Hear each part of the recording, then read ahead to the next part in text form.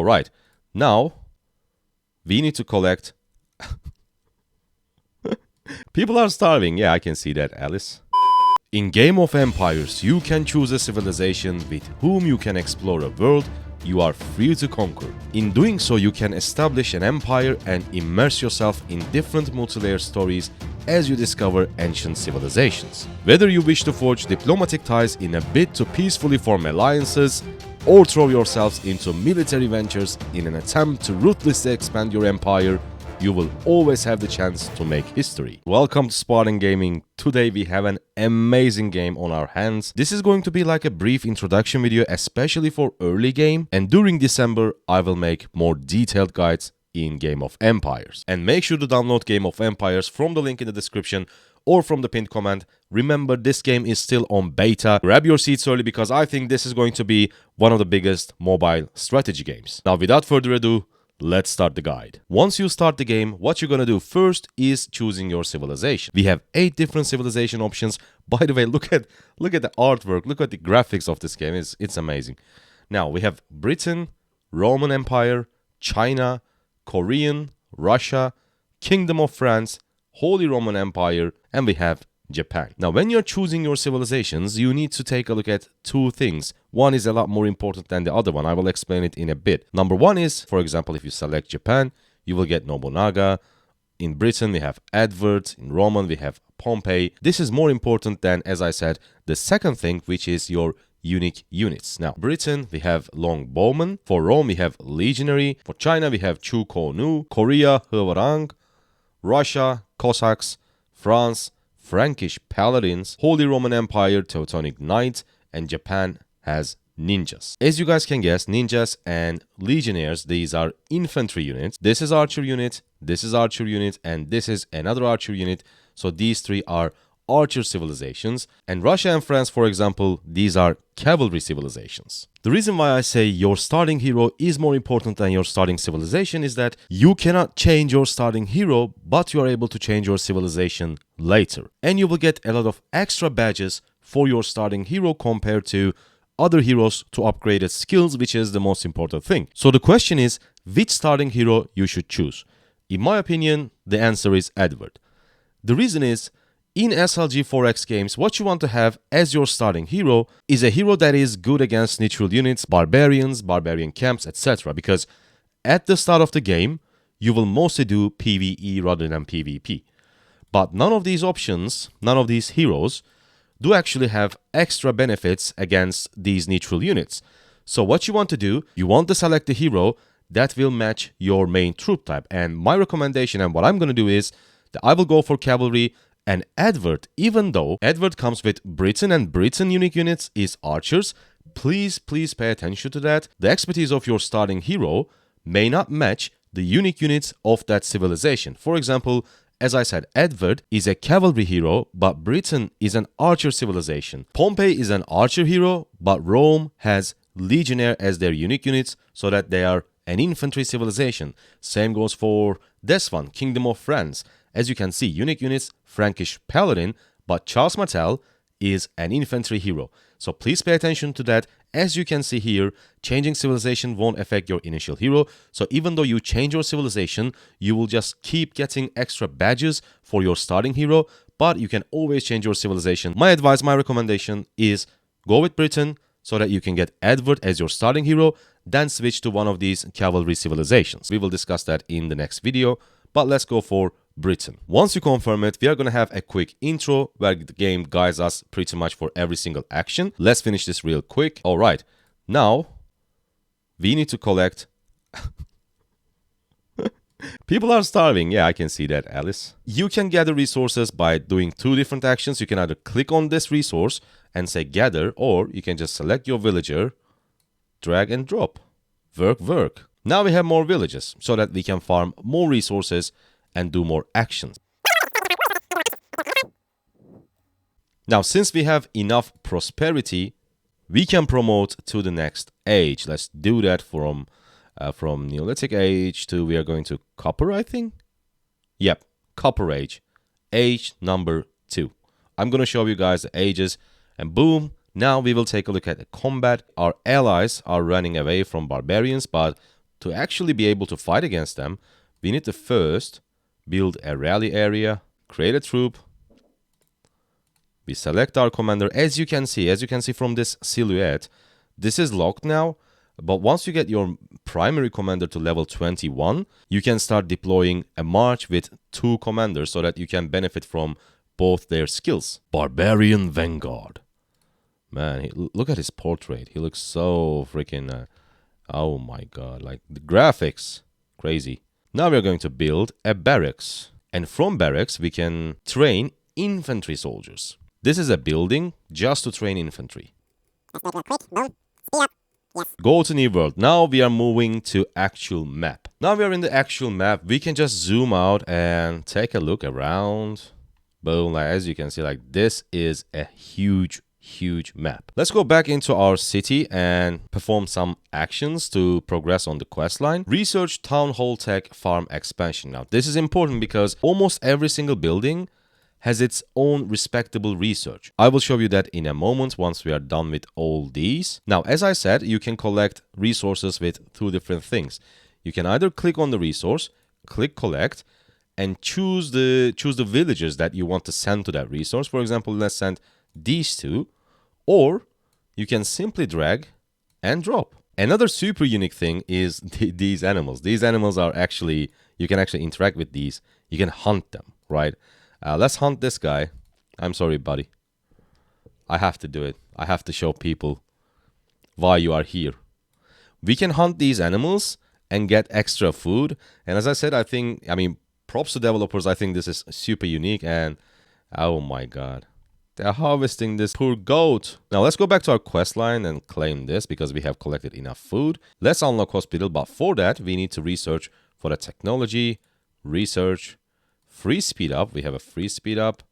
Boom. Get this. Now we can build our hospital where we're going to heal our wounded units from the battles. Let's take a look at the quest line again.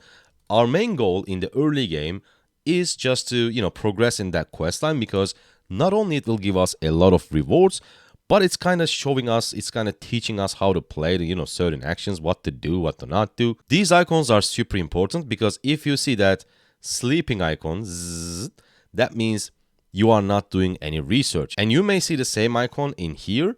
And this means you have villager or villagers, as you can see we have it now, who is not doing anything, who is idle. And if you want to do any action, you are going to do it with this one because this one is literally doing nothing. What we want him to do is to build a castle. Let's build that castle. This is literally Castle 0. This is how it's going to look.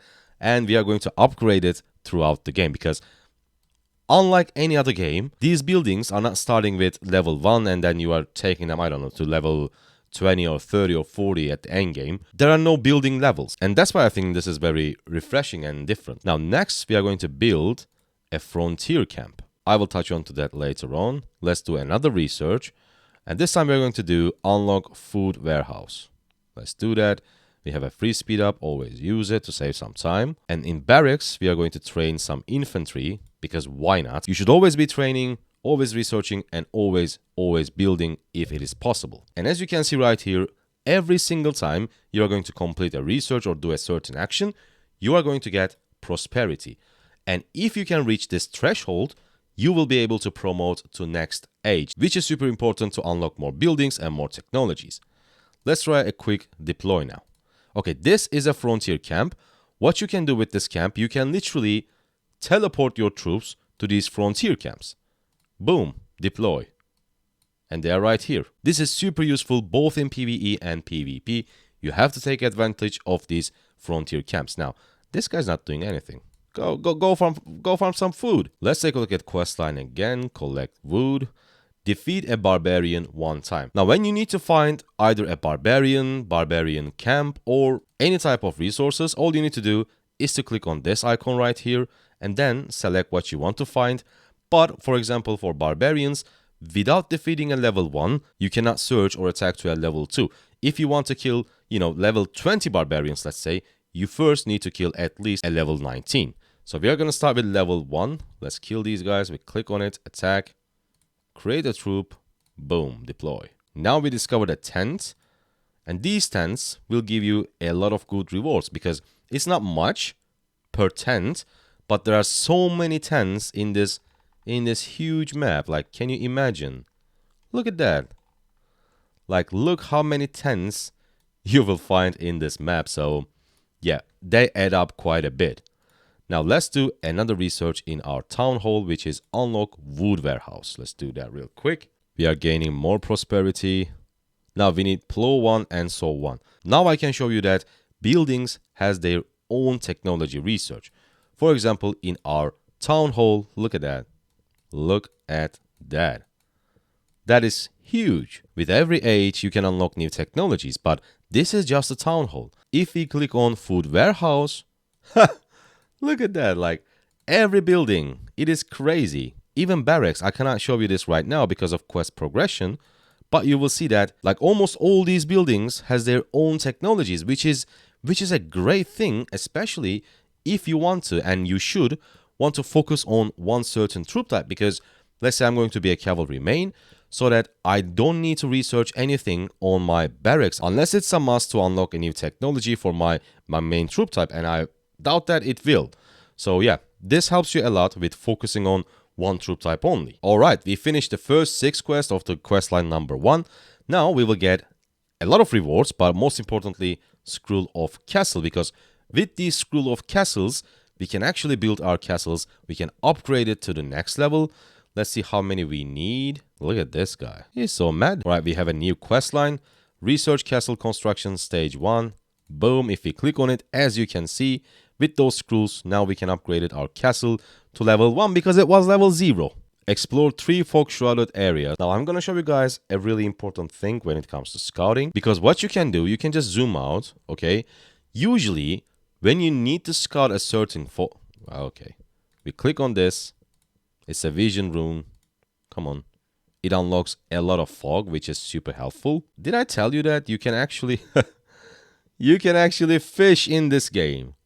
Like, not only you are building your empire, your alliance, your kingdom, but you're also able to hunt and fish. That's crazy. Defeat 2 level 2 barbarians.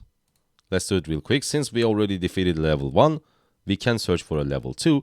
And now what I'm going to do is, I'm going to uncheck this one, because if this is checked, your troops will return back to your city once they finish fighting with barbarians. But since we are going to kill 2 barbarians, we don't need to go back. We can just kill this and summon another one and kill that one, which will save us time.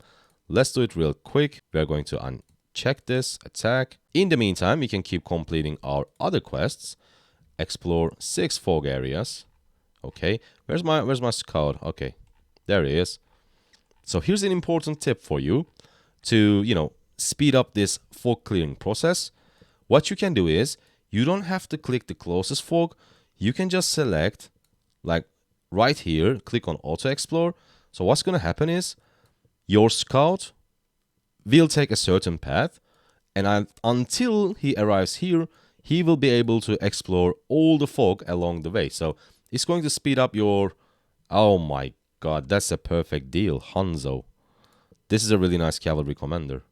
I might get it. By the way, later on, you can actually do 2 researches at the same time. But right now, you cannot. You can do up to 4 researches. But right now, we just cannot. So we have to do it one by one. Let's get this. And after that, we are going to go back to Soul level 1. So that once it is done, we can actually research for this unlock monument. And let's go to this tent, because I want to show you something. Once you click on this, you don't have to click on confirm, right? Because it will take a lot of time. You click on the tent, you click on confirm, and you do something else. Instead of clicking on confirm, you can just, for example, click on mail. Boom, it will automatically confirm it. So you can do your action without clicking on confirm. So it's just going to save you a little bit of time, like maybe a 1 second. But if you find like 500 tens, 500 seconds, which is quite important in my opinion. Without doing this, without doing wheelbarrow, or what's this one? Let's see. Yeah, barn. We have to make sure that these are needed to progress to the new age, because there is a building that's called Academy, and your academy, your research in Academy does boost the speed of other researches for other buildings. So you don't want to do any unnecessary research. First, you want to build your academy, do your researches in Academy, and then do the rest of the researches unless they are a must. So we are not going to research anything until we know that this is a must to progress, because for that we are going to wait for our academy. Let's just speed this up for 1 minute. All right, another chapter is completed, but I don't think we can upgrade our castle yet, because if I remember correctly, we need 2 scrolls instead of 1. We only have 1, right? Is it correct? Yep, we need 2. So we go back and let's take a look at our new quests. Prosperity, okay, we're going to do it eventually. And train infantry 60, okay, we're going to do that. Rename, collect wood, and defeat barbarians, and enter Bronze Age. Okay, so we cannot do building expert, I guess. Yeah, we need drill master, and for drill master we don't need anything. So yeah, let's do drill master. Free speed up, speed this up, use a 1 minute one, obviously. Go back to my town hall, boom, building expert, because this is so important. This increases our construction speed, so it is a super useful one. I'm going to speed this up. I'm going to waste 1 minute, but it's okay. Extra prosperity. And now let's take a look at town hall combat training for villagers. Oh, they actually can fight, huh? Yeah, this should be enough for next age. Nice. Now we can promote to the next age, which is Bronze Age. Look at that. Finally, with the Bronze Age, we have access to a lot of things. We have access to Hanzo again. We do have the limited shop, which is amazing. We have 5-day top-up. We have 7 days log-in. And at the day 7, we are going to get a legendary commander, which is Alexander the Great. Just look at this guy. We will discuss these legendary commanders and their skills in another video, but look at these guys. Look at the artwork. Crazy. So we are in Bronze Age. Let's claim this. And finally, we finished another chapter, which means we're going to get 1 more scroll, which also means we can upgrade our castle and this angry guy again. Before we end the video, I also want to show you guys some skill upgrades, because as we discussed at the start of the video, I told you guys that you're gonna get extra sculptures for your starting commander, and we did, as you can see, every single time once we completed chapters. And now we can actually upgrade a skill of Edward, which can be done with either badges of that certain commander or some universal badges, and you can use those badges for that specific commander. You can just turn the universals into badges for that commander. Let's upgrade the skill Triumph Slash. Deals direct damage to the target troop, damage multiplier 400, and once you awaken this commander, it goes up to 1000, and awaken means you just upgrade all skill slots to maximum, and once you do that, your commander is awakened, and every single skill has an awaken bonus, so it is very important. Let's upgrade this. Damage multiplier goes to 500 from 400. Thank you guys so much for watching. This was our first video on this amazing game, Game of Empires. This game is still on beta, and I think this is super promising. It really makes you want to play more and more and explore different things. And if it looks fun to you, go ahead and download the game from the link in the description or from the pinned comment. I'll see you guys on the next one. Thank you for watching. Bye.